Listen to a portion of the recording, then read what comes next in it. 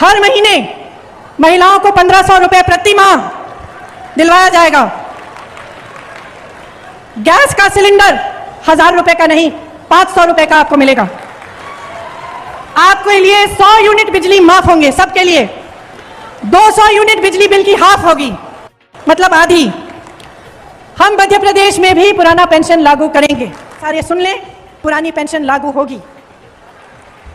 जो किसान कर्ज माफ करने का काम हमने शुरू किया था उसको पूरा करेंगे, और जो बचे हुए किसान हैं। आपका स्वागत है दोस्तों। इस वक्त की बड़ी खबर निकल के आई है। प्रदेश में, मध्य प्रदेश में प्रियंका गांधी का धमाकेदार ऐलान। शंखनाद विजय का हुआ शंखनाद। मध्य प्रदेश में कांग्रेस ने कहा तय है, विजय है। प्रियंका के सामने विजय शंखनाद देख भाजपा तिलमिलाई है। प्रियंका गांधी ने ताबड़तोड़ 5 गारंटी का किया ऐलान। कहा इस बार सत्ता आते ही महिलाओं को हर महीने 1500 रुपए, 500 रुपए में रसोई गैस सिलेंडर, 100 यूनिट बिजली माफ, 200 यूनिट बिजली हाफ, पुरानी पेंशन स्कीम लागू, किसानों का कर्ज होगा माफ। मध्य प्रदेश में ताबड़तोड़ चुनावी वादे से प्रियंका गांधी ने बीजेपी को चारों खाने चित कर दिया है। दरअसल आज प्रियंका गांधी सबसे पहले मध्य प्रदेश पहुंचते ही जबलपुर पहुंचे। जबलपुर में प्रियंका गांधी सबसे पहले भगवा अवतार में दिखी और उन्होंने जो है मां नर्मदा का आशीर्वाद लिया।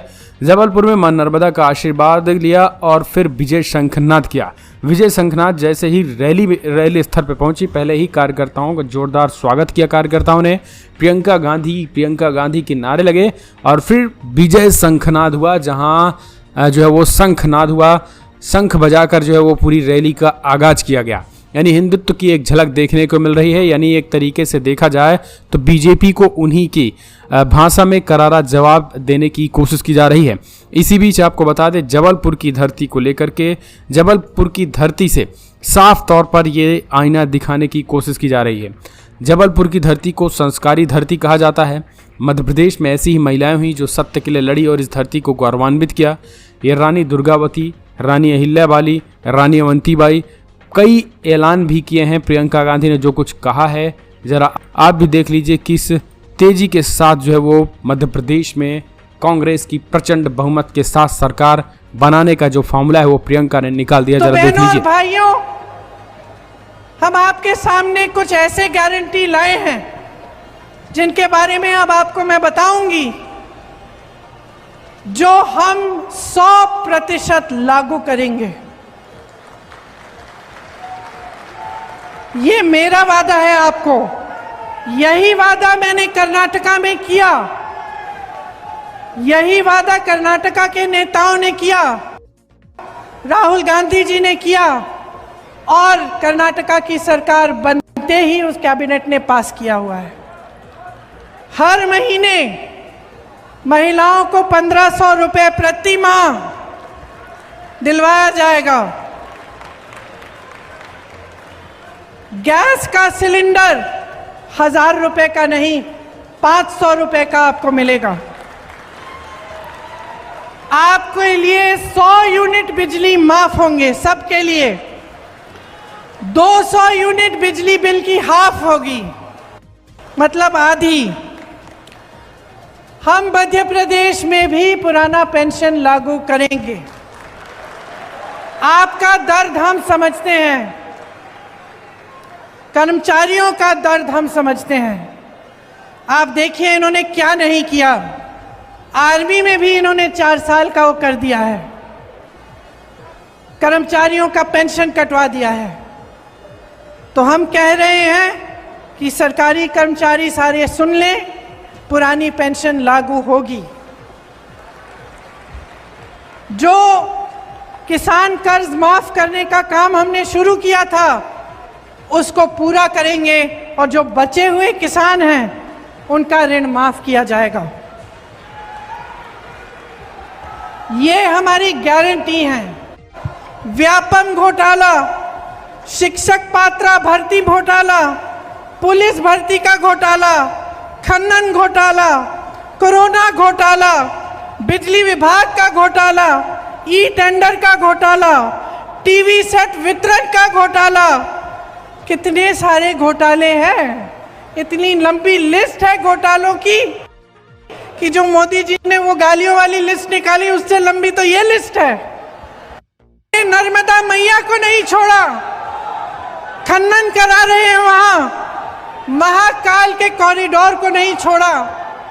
एक पुजारी जी है महाकाल के, मेरा उनसे संपर्क है, उन्होंने मुझे वीडियो भेजा कि तेज हवा चल रही है, औरतें इन्होंने बनाई है सारी गिर रही हैं, क्योंकि उसमें भी घोटाला किया, उसमें भी किसी ने पैसे खाए हैं। तो कहाँ रुकेंगे ये लोग? और जो आपकी संस्कृति है, जो यहाँ के संस्कार हैं, उनका आप याद कब दिलाएंगे नेताओं को? ये मैं आपसे पूछना चाहती हूँ। 220 महीनों के शासन में 225 घोटाले किए हैं इन्होंने, तकरीबन हर महीने एक नया घोटाला कर रहे हैं। आज जब मैं नर्मदा पूजन करने गई तो मैं सोच रही थी कि यहाँ इस नर्मदा मैया से, इस धरती से सदियों से, शायद हजारों सालों से करोड़ों लोगों की आस्था जुड़ी हुई है। और क्या है ये आस्था जो हम सबको यहाँ लाती है? हम सब नर्मदा पूजन करते हैं, हमारे दिलों में वही भावना होती है जो भावना सदियों पहले उन लोगों में होती, उनके दिलों में होती होगी जो यहीं पर आके नर्मदा पूजन करते थे। मैं सोच रही थी कि ये जो आस्था होती है धर्म में, इस तरह की आस्था राजनीति में भी होनी चाहिए।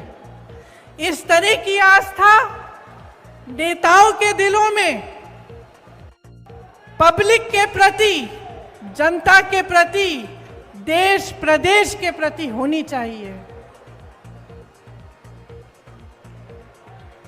और जिन्होंने हमारी स्वतंत्रता की लड़ाई लड़ी, मैं दावे के साथ कह सकती हूं कि उनके दिलों में इस तरह की आस्था थी। सब कुछ न्यौछावर करके, कभी कभी कुछ लोगों ने अपना जीवन दान दिया, कुछ लोगों ने अपने जितने भी घर थे, सब जितना भी उनके का धन था, सब कुछ दान दिया और हमारी स्वतंत्रता की लड़ाई में लड़े। तो वो तो इसलिए कर पाए क्योंकि उनके दिलों में एक आस्था थी, भारत के लिए, भारत की जनता के लिए, हमारी स्वतंत्रता के लिए, हमें आगे बढ़ाने के लिए। तो आज की राजनीति में वो आस्था क्यों नहीं है?